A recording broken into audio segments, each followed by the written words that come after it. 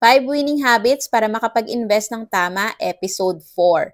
Consistency beats one-time effort. Habit number 4, be consistent. Hindi kailangan ng one-time big time para yumaman. Mas effective yung steady, consistent investing. Kahit maliit lang yan monthly, basta tuloy-tuloy, mas malayo ang mararating. Isipin mo, yung taong nag-i-invest ng 1,000 pesos kada buwan for 20 years. Hindi yun malaki per month. Pero dahil consistent siya, milyonaryo sa dulo. Compare mo sa taong nag-invest ng 50,000 pesos one time, tapos tumigil. Mas lamang yung consistent. Parang sa pag-gym lang yan, hindi naman lalaki agad yung muscle mo sa isang araw. Pero dahil consistent ka, nakikita mo yung resulta over time. Same with investing. Kaya kahit busy ka, set aside a small amount regularly. Sa IMG, tinuturo paano gawing system ang pag-iipon at pag-i-invest para automatic na. Sa last video, natutunan natin ang diversification. Now, you learn that consistency is the key. Next naman, pag-uusapan natin yung kahalagahan ng mentors at community. Kung gusto mo mas matuto pa sa tulong ng IMG, comment #ipon below to know more about our financial literacy campaign. Retire early, live free, kayang-kaya basta may tamang gabay.